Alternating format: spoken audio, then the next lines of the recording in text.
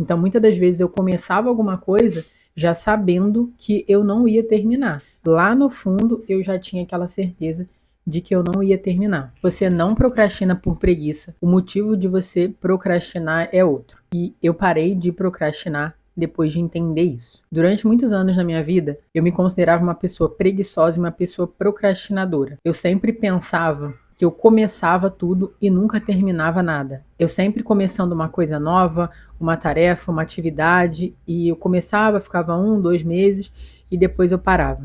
E eu considerava que eu parava por preguiça. Mas na realidade, esse assunto tem muitas camadas e não é por conta disso que eu procrastinava. Eu brigava comigo mesma, eu sempre me apontava o dedo, então eu era muito cruel comigo. Eu sempre pensava que eu era uma pessoa que começava tudo e não terminava nada. E o que isso fazia comigo, mesmo sem eu perceber? Isso afetava muito a minha autoconfiança. Então, durante a minha vida inteira, meus 30 e poucos anos de vida, eu fortaleci para mim mesma que eu não era uma pessoa de confiança, que afinal de contas, eu começava tudo e não terminava nada. Então, muitas das vezes eu começava alguma coisa já sabendo que eu não ia terminar. Lá no fundo, eu já tinha aquela certeza de que eu não ia terminar. E hoje eu consigo ver claramente que eu confundia procrastinação com falta de estrutura. Então, eu vou dar alguns exemplos aqui. Hoje eu preciso levar marmita para o meu trabalho e eu preciso cozinhar. Só que eu não tenho tempo de fazer isso durante a semana. Eu saio da minha casa às 7 horas da noite, chego na minha casa 7h30 da noite. Ou melhor, eu saio da minha casa 7h30 da manhã e chego em casa 7h30 da noite. Eu levanto muito cedo, eu levanto 4h30. Então, se você for parar para pensar, eu tenho que fazer isso em algum outro horário, senão eu não vou dormir. Então eu monto as minhas marmitas no final de semana. E por que eu faço isso? Primeiro, porque eu preciso me alimentar de forma saudável. Não é que eu faça dieta, mas eu gosto de comer comida saudável. E segundo, que é muito mais econômico fazer em casa, do que ficar comendo na rua. Então esses são os dois motivos. Um dia da semana, normalmente domingo, eu pego e faço as minhas marmitas. Normalmente eu já faço 10, que aí dá o almoço e janta. O almoço eu levo para o trabalho.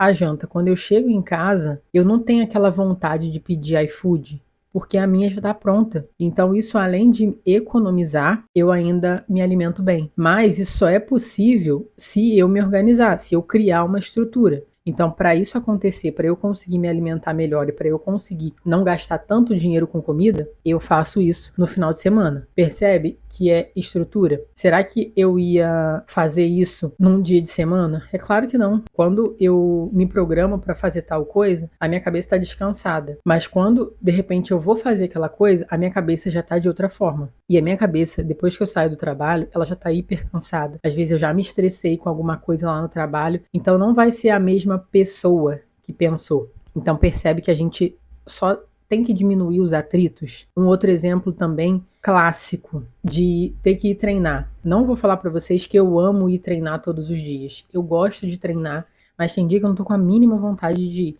Ainda mais que eu treino depois do trabalho. Então o que eu faço? Eu levo a minha roupa pro trabalho.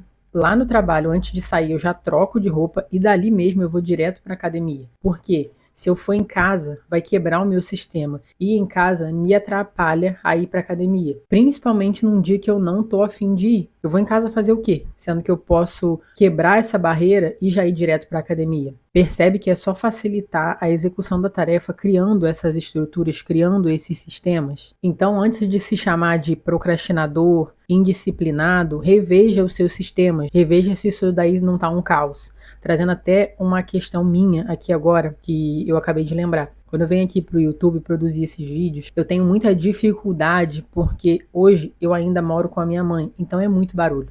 Inclusive agora eu acabei de parar aqui para pedir ela para fazer menos barulho ali. Isso é tão estressante, eu fico com a sensação de que vocês estão vendo no vídeo que eu tô estressada, mas é tão estressante, é tão desgastante. E o que eu tenho que fazer? Eu tenho que criar sistemas para isso não acontecer, para eu não gravar no mesmo horário que a minha mãe. Ou melhor, para eu não gravar no horário que minha mãe esteja em casa. Só que nem sempre eu consigo. Eu só consigo gravar aos finais de semana. Dia de semana, para mim, não dá para gravar porque eu trabalho. Aos finais de semana, ela tá sempre em casa. E por mais que às vezes eu consiga dar uma fugida para gravar em outro lugar, essas 2 últimas semanas estão meio turbulentas e não deu. Então, por mais que eu esteja muito estressada com isso, eu não vou deixar de gravar. Eu simplesmente vou fazer o que eu posso. Eu vim, sentei aqui, eu tô ouvindo o barulho, Eu acho que vocês não estão ouvindo porque o microfone ajuda bastante. Mas é uma coisa que me incomoda. Eu tô aqui ouvindo esse barulho, falando, mas está me incomodando. Então eu preciso criar sistemas. Não é que eu tô procrastinando não gravar.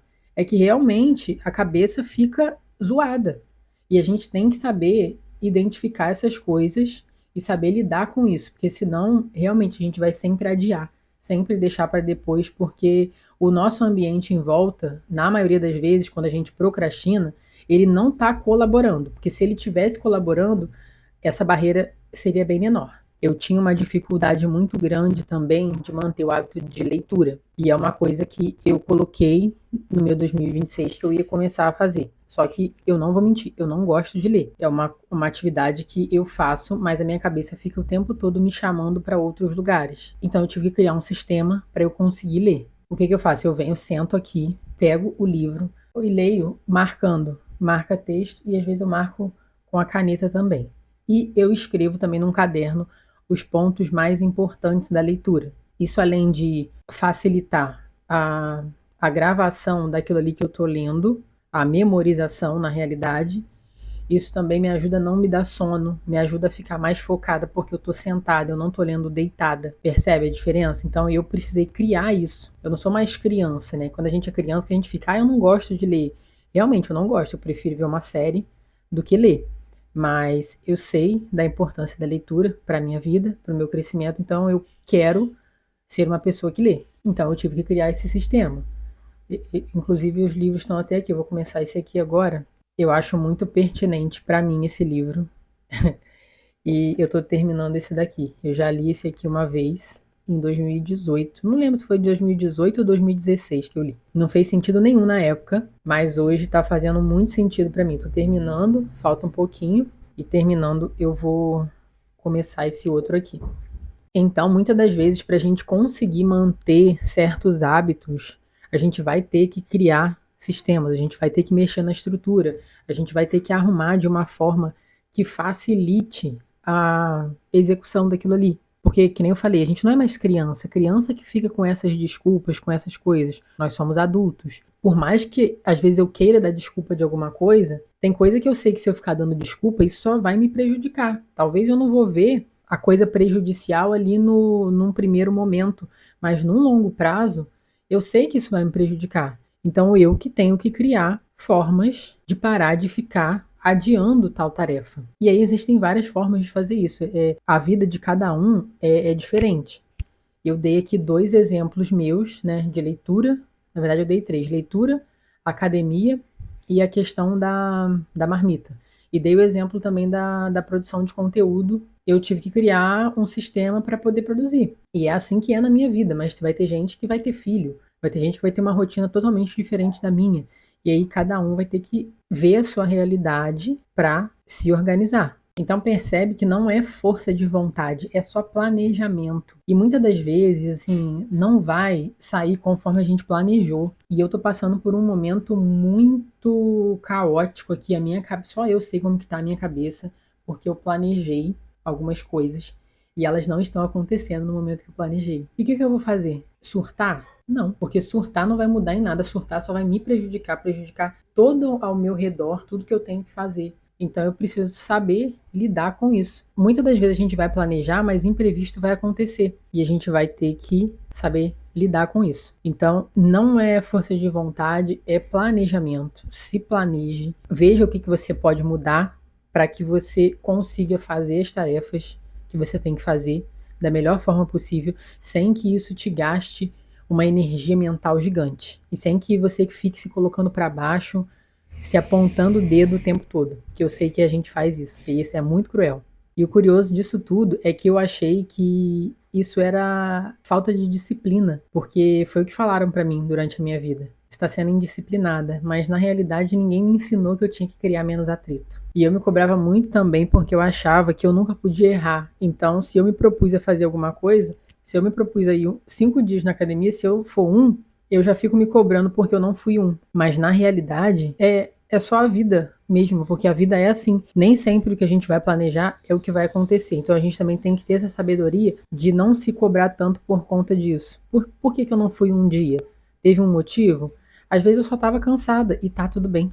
a gente vai ficar cansado mesmo. E ainda muitos dias eu ainda me pego sem vontade de fazer as coisas e eu vou falar para vocês uma técnica que eu uso.